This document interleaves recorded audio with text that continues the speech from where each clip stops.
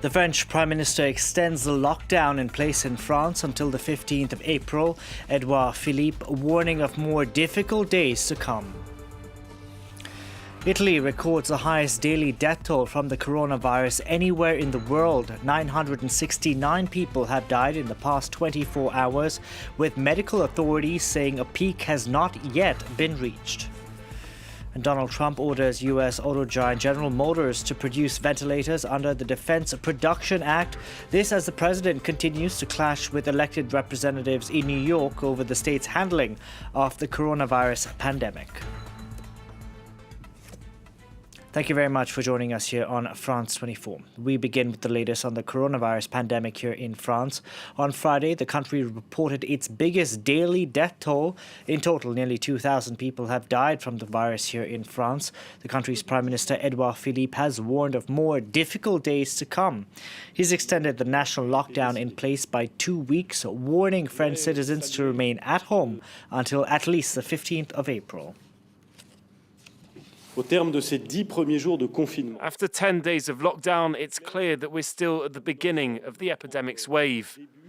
De la vague épidémique. C'est pourquoi, avec That's why, with the agreement of the French president, I'm announcing a renewal of the period of lockdown for 2 more weeks from Tuesday. That's until Wednesday, the 15th of April. Soit jusqu'au mercredi 15 avril. Edouard Philippe speaking there. Now, according to estimates from the French Foreign Ministry, at least 130,000 French citizens were stranded overseas. Now, while many have been repatriated, thousands remain in limbo in countries also in lockdown, like India. New Delhi grounded all international flights last Saturday and imposed a 3-week lockdown earlier this week, turning a holiday for French tourists into a nightmare. France 24 correspondents on the ground in New Delhi filed this report. For these French travelers, Delhi is the final stop before they can go back home. Caroline was on a vacation for a month. Enzo on a world tour that he was documenting for his friends and family. Dès qu'il y a eu le confinement en France qui a commencé, les visages ont commencé à se fermer. Je me suis fait refuser l'accès à 5 hôtels il y a quelques jours de ça. For Caroline, the nightmare included a forced quarantine at her hotel. Ouais. Les choses se sont vraiment accélérées quand j'étais au Rajasthan, particulièrement à Udaipur, puisque en fait, on est venu frapper à notre porte un soir en nous montrant un formulaire nous disant qu'on était dorénavant confinés 14 jours. After testing negative for the coronavirus, she was allowed to go back to the capital, New Delhi, unlike many French travelers who are still stuck in different parts of the country. The French embassy is working round the clock to help them. On a un Français qui est en isolement en Uttar Pradesh, à peu près 500 km de Delhi. To locate and assist citizens, the embassy has set up a crisis center that works 24/7. Nous, on essaye de recenser tous les Français par ville pour essayer d'organiser un moyen de transport entre votre ville, donc Pushkar, et Delhi. Suite à l'interruption des vols domestiques et au confinement en Inde, les Français sont, je dirais, coincés là où ils se trouvent. Et malheureusement, il y en a encore qui sont, je dirais, dans l'immensité de ce qu'est l'Inde. Et là, il faut aller les récupérer, je dirais, avec une logistique spécifique pour chaque endroit. Nearly 2,000 French travelers are currently stuck in India, a country 6 times the size of France. The French embassy is determined to repatriate all of them within the next 7 days. Mandakini Galat reporting there from New Delhi. Now, 969 people died from the coronavirus in Italy in the last 24 hours. The death toll is the highest daily toll anywhere in the world. Medical authorities in the country say that while the peak has not yet been reached, there are signs of a slowdown. This as the total number of new infections continues to decline. For more on this story, here's our correspondent Seema Gupta reporting from Rome. The highest number of deaths within a day since this emergency began, and clearly an immense number that is going to shock everyone who's heard it, that's just been announced here in Italy. That said, though, earlier today we did hear from the officials from Italy's National Health Institute, and they say despite the surge in deaths that we're seeing, as well as the number of infections, in terms of the rate of infection, it seems to be slowing down since the 20th of March. So it's not just the numbers every day, but looking at the rate of increase. So they're making it very clear we're not near the peak in terms of infection, and we are not at a declining phase in any which way or form. But the rate is slowing down, and that is significant. And they're hoping that it does continue, which is why they're stressing very much that the containment measures have to continue, the lockdown. Italy is still at the containment phase, and they cannot stop now, which is why the health officials have said that 3rd April deadline in terms of how long this lockdown is expected to last is likely to be surpassed. We're probably going to be extending it. We'll have to wait to hear what the officials say. We also understand that they are doing more in terms of trying to become more self-sufficient for the respirators and other equipment that is very much needed, calling on other industries to start producing them. Seema Gupta reporting there earlier from Rome. Now, the death toll from the coronavirus continues to climb over in Spain. The country saw a 19% increase in the number of deaths in the past 24 hours. Spain has the second highest rate of coronavirus infections here in Europe, and 15% of those infected are health workers. Alison Sargent reports.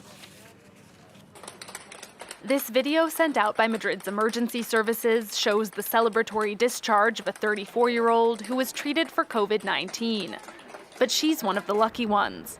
On Friday, Spain announced its highest single-day death toll yet, 769 victims in 24 hours.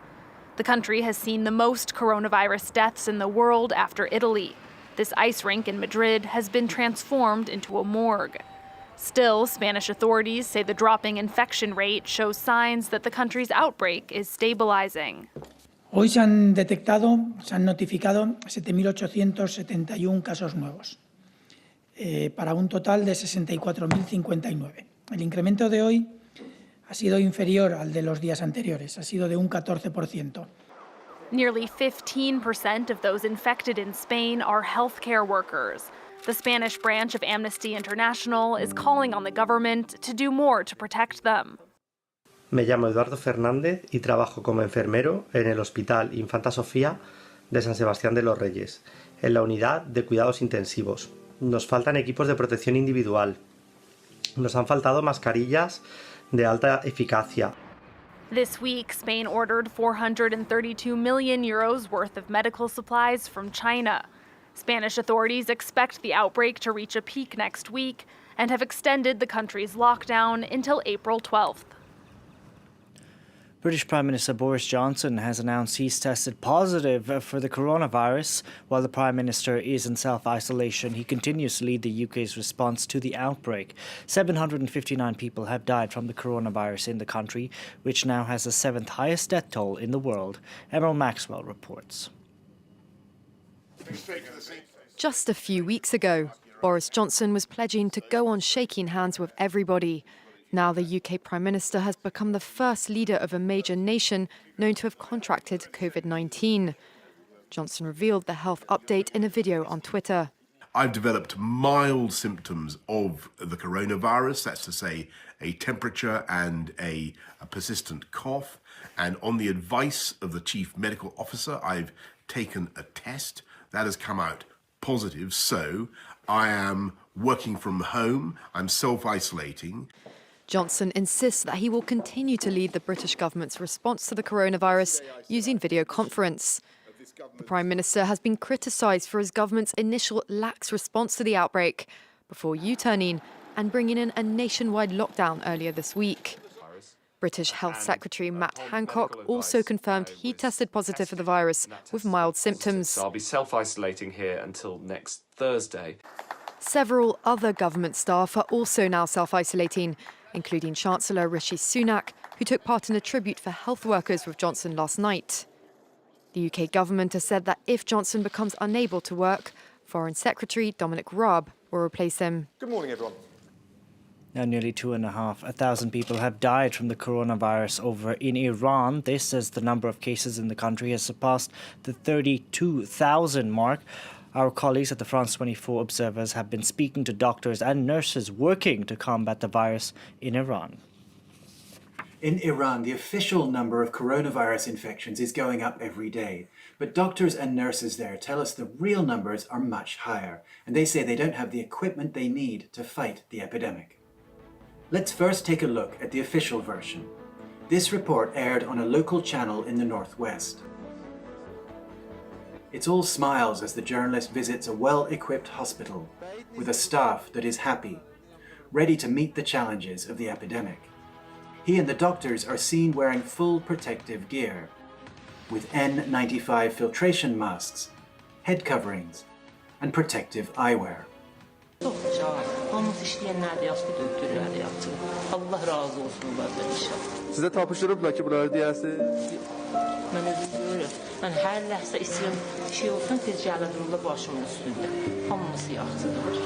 But doctors and nurses around the country told us the reality is very different.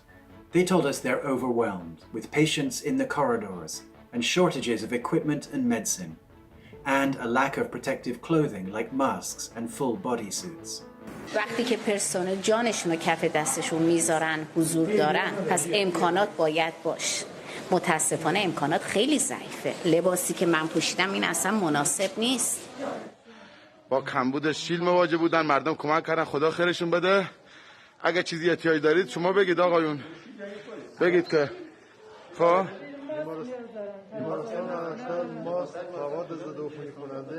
The Iranian authorities have not given an official death toll for doctors and nurses in the COVID-19 outbreak, but there have been at least 64 deaths reported online and in social media.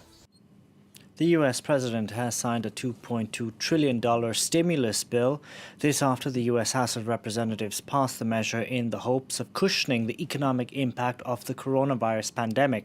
Earlier, Donald Trump ordered US auto giant General Motors to produce ventilators under the Defense Production Act. This as he continues to clash with elected leaders in New York over the state's response to the coronavirus there. Governor Andrew Cuomo is seeking to add 4,000 temporary hospital beds across New York City, and schools have been ordered shut for the next 2 weeks. Forcing the US's biggest car manufacturer to shift gears. Ramping up the fight against the coronavirus and sick of ongoing negotiations, Donald Trump has implemented the Korean War-era Defense Production Act to push General Motors into producing ventilators. We thought we had a deal for 40,000 ventilators, and all of a sudden the 40,000 came down to 6,000. And then they talked about a higher price than we were discussing, so I didn't like it. So we did activate it with respect to General Motors. The devices are in urgent need. Experts say the US is hundreds of thousands of breathing machines short of what it will likely need.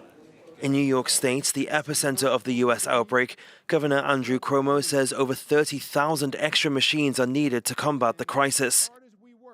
There, well over 40,000 people have been infected, meaning that if it were a country, it would be the 6th most affected country in the world. The virus is spreading rapidly across the United States, with around 15,000 new infections reported on Friday alone. And it's affecting more than people's health. On Thursday, a record 3.3 million people filed for unemployment as businesses have been forced to lay people off and millions have been told to stay in their homes. Faced with an economic nosedive, President Trump has signed off on an unprecedented $2.2 trillion stimulus package, the largest in U.S. history. But I wanted that to be a nice signature. The legislation provides loans, grants and tax breaks for businesses big and small, increases aid for the millions now out of work, and pumps billions into the medical services on the front line of the pandemic. $290 billion has also been set aside for payments of up to $3,000 to millions of families. The United States is bracing itself for the peak of the epidemic, which could still be weeks away. But as the first country to surpass 100,000 infections, it has now become the global epicenter of the pandemic.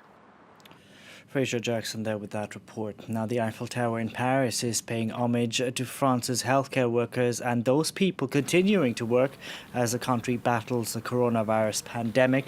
The landmark simply displaying the words merci as it encourages citizens across France to respect the lockdown in place and stay at home. That's where we leave it. From all of us on the team, thank you very much for watching.